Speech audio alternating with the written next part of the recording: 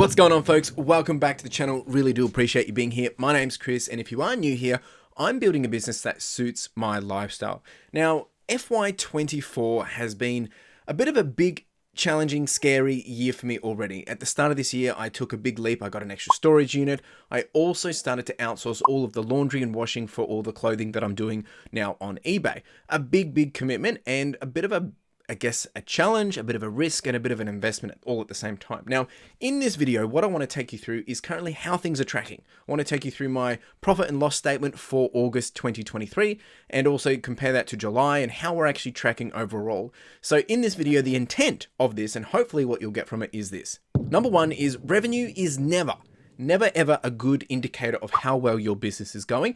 And I want to make that very clear up in front. That's the first thing that we'll be talking about. And the second part of this is, what do the results that I'm about to share with you actually even mean? What are some of the call outs? What are some of the action points? And what are some of the things I'm going to be doing to see where I can take the business over the next month and the next couple of months? And that's what I want to discuss with you. Now, I will share that I have not included my tax and GST in this video simply because I pay quarterly my tax and my GST at the same time, so I will discuss that when I have that information. And the other thing that I really want to make sure you understand is that this video is not advice to you. This is me sharing my own experience, my own opinion, and if you are seeking help or needing help, you should seek that help and advice from a paid professional or someone such as an accountant. All right, so in August 2023, it was my most expensive month ever in the business. Like, I have paid up, I have done some big bold moves, and I've been working towards this, testing it each month, probably all the way back since January 2023. But moving into FY24, so from July 2023, I wanted to change things up a little bit. And August has seen a lot of that cost come through. Now, for context, just so you're aware, FY23, I basically sat at a net profit margin of around 30%, meaning after everything that I did in FY23, that's how much money I took back into my pocket. Now, July was roughly about 31%, which is pretty cool. Pretty happy with that, actually, exactly where I'm targeting to be. However, August, based on the results I'm about to share with you, I was sitting at 3.74%, which is super duper low. And it's something that got me a bit scared, but when I started to look into it a bit more, it's actually quite understandable and quite manageable, and I think it's not actually that bad, and I want to take you through why. All right, so here are July and August side by side. So as you can see, revenue, top level revenue, 13,000 for July and about 14.3 thousand for August. It's pretty good. It's consistent. I've seen a level of growth. Cost of goods, a little bit more, obviously, going into August because I've sold more. But as you can start to see, we get down to operating expenses and things are heavy. Things are up there. Like, I have spent $10.8 thousand in expenses this month. And that's a huge uplift. Basically about 3,000, almost, probably about $3,000 more. Actually, $3,900 more. So postage supplies were up by about $725. Storage was up by about $952. And employee and consignments were up by about $2,232. So increased cost being around that $3,900 mark, which is huge. Now, obviously, I've been, using the profit first system. I've been having money put aside. I also have been doing some capital investments into the business as well to help see it grow. Now, a couple of things I want to call out here is that we can dive into a bit more for a better understanding and a better context is some of the reasoning behind why this is why it is, and also some of the context around why I've made some of the decisions that I did. So Post Supplies, as you can see here, it's been a huge, big cost, but it's an irregular cost. I don't usually spend this much each month. I usually do this on a quarterly basis or an irregular basis. Basically, I purchase my stock in bulk. So I've dropped $1,000 in stock of satchels and padded mailers and things like that. And essentially that will get me for another good 90 days, if not more. And now that I am selling more of the same stuff, I can actually do the math and an analyze of understanding what do I really need, and it makes it a lot easier to manage. Now, the other part of this was storage is up. As you can see here, July's storage unit cost was actually pretty low, but then we jump into August and it's quite high. Now, the reason for this is my storage unit cost is only, for the two of them, is $804.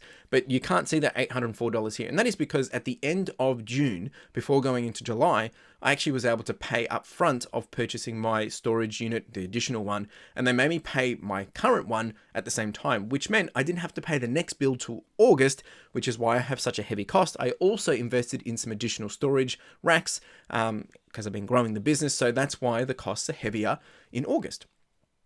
Now, of course, there will be an ongoing cost of $804, so that makes sense.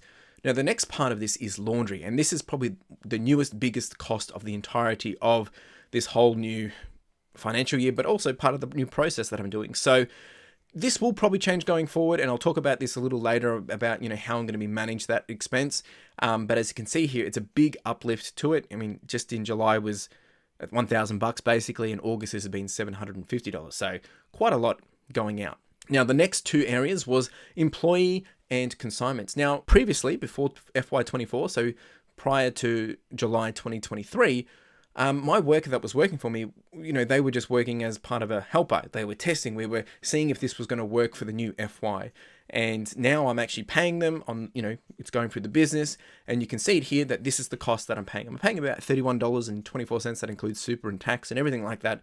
So it's 100% legit. So as you can see, this is an investment and it's going to be an ongoing cost. They are a casual, so I can, change up how much I need them and how much they can also change as well, with little to no time notice. So that's obviously something that I can leverage, a lever that I can pull up and down. But, obviously it's a new expense. As you can see there for August, there's about $2,232 going out to my employee and my consignments, which is my next point. Also consignments. I do a lot of consignments now, but I've only done my first payout this financial year because we were testing the process and we've just been holding it until the new financial year. So as you can see here, there is an outlay that goes into that as well. And I think it's been about $750 or $900. So, combined between the consignments and the employee, you can see there's $2,232. So quite a lot going out. Now, if I didn't have these costs, I would probably still not be where I want to be, but I would definitely not be as bad as where it is. But the reality is some of these costs, a portion of these costs will disappear. They won't be ongoing. And then there'll be a part of these that will be ongoing and remain. So I need to manage it. So the two big areas is obviously storage, employee, and consignments, or three areas really. And I think going forward, depending on the adjustment of, sales and volumes, that's going to be around still $2,500 to $3,000 every month. So that's just something I'm going to have to work with. Now, some observations from all this, and I've written a few notes. So gross profit margin, it's this is top level. So revenue in terms of, after cost of goods sold, it's been pretty good. Haven't seen a big swing. It tells me that people are still wanting to buy what I'm selling and people are doing so, and they're happy to pay for it. But I think I need to keep growing this revenue. I need to keep that consistent if I want to keep growing anyway. So that's pretty much simple stuff. But then we get into net profit margin. So this is actually what I'm taking home, the actual money back into my pocket. And there's a huge drop, as you can see, between July and August, which indicates that even though revenue has increased, obviously expenses have grown with that at a much higher rate than probably that I predicted, but also that is normally expected. So some of this, as we just discussed, is due to timing, and some of it is going to increase regardless because sometimes that's out of my control. And as I sell more, I got to spend more. But I think what I need to really do here is just manage it month to month. But the actions that I'll be taking for this is I'm going to work on lowering costs and expenses, so bringing down the cost of goods where relevant, but also looking at efficiency improvements. So that's leveraging my employee. Can they be getting more bang for buck? But at the same time, can I reduce any unnecessary overheads? And I think something that we can consider is if I look at the amount listed versus the amount sold just in the month of August alone, that was about a 55% sell-through rate. This is everything listed, so it's not necessarily what I've purchased and sold in the same month. But if I was to tank that and, basically trend that, it could basically mean if I list more, then potentially I will increase revenue and I'll increase profits because I'll be selling more. That's in theory. So that's really a big action I've got to take. I've got to list more. Of course, list items that are going to sell. The next part is inventory turnover, so the amount that I'm actually moving out. And basically, this is the amount that I sell and then able to replenish that stock. Now, at the moment, I have a lot of low-end stock that I'm trying to clear out. I've got a lot of heavy weight in the store. As you can see here, I've got $21,000 worth of stock. Actually, sorry, $27,000 worth of stock from August, at the end of August. And, that's probably about 5,000 items. And not all of it's listed. I'm still going through it. But, a lot of that is, there's about probably 1,000 DVDs or media items. And there's probably, good 400, 500, 600 books there as well. So a lot of that I'm trying to liquidate and get rid of. And I'm taking a lot of actions to, move that slow moving stuff, working on doing a few deals with a few people. And some people have already been able to make some of those purchases, and others I'm working with, in due time. But, I am also running plenty of ways to get rid of this. So I'm running a whole bunch of different coupons and promotions and sales. hopefully to eradicate a lot of that. And then if I get to once I get to October, basically I'm either going to have to start auctioning a lot of this out, or I'll be moving down to the deals where, I'll be selling it off wholesale and just liquidating it to get out the stuff that I don't really want from the store. Now, one thing that I will call out, as I've just mentioned, is I had a question from, I think it was the Aussie Nurse Flipper. He actually asked, am I including the washing and laundry as a cost of good with the clothing that I'm selling? And I actually said no, because at the time I'm not.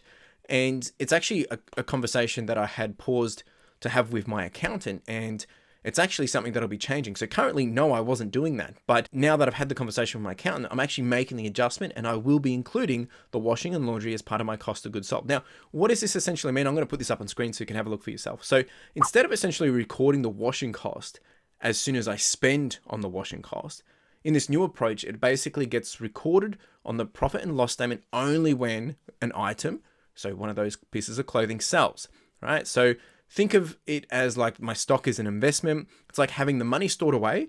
Only when I sell an item does the cost actually show up as an expense. So the washing expense is now considered as part of the item's total cost. So if my, average cost of good for the clothing was, $12, now it might be $13.20, essentially.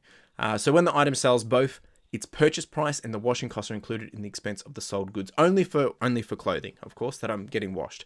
So I think that's going to make a huge difference. And I'm actually going to show you the before and after. So you can see what my profit and loss statement looks like when I had the laundry items as a separate line item. As you can see, very, very low profit margin for August, and even, quite low for July. Not too bad, but lower. But if we jump into this adjustment that I've now made, and this is 100% legit, and obviously you have to be able to do the record keeping for this.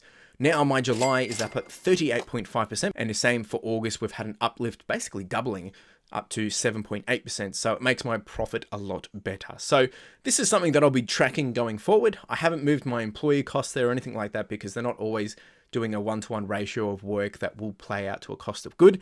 But from here, this is how I'll be reporting it. And it's, it's a really good call out from the Aussie Nurse Flipper. I really do appreciate you asking the question, because now I can answer it.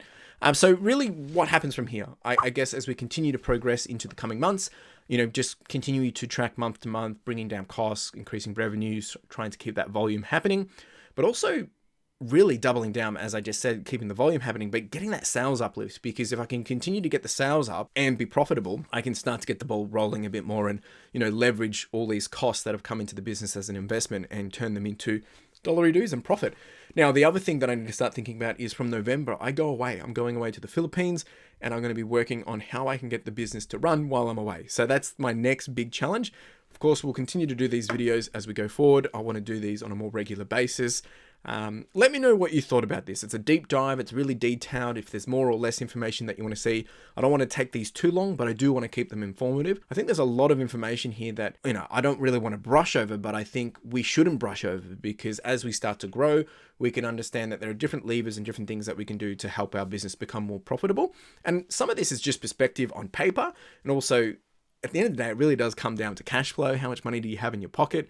And, just because my operating profit was $1,129 for August, that doesn't mean I didn't pay myself. I did pay myself just under $4,000 this month as well. Again, for cash flow purposes, and because I have money in my business bank accounts to be able to pay for these certain things as well. So that's a whole different conversation. I'll leave it there. If you do have any questions, comments, chuck them down below. Otherwise, really do appreciate you being here. You have a wonderful day. Cheers.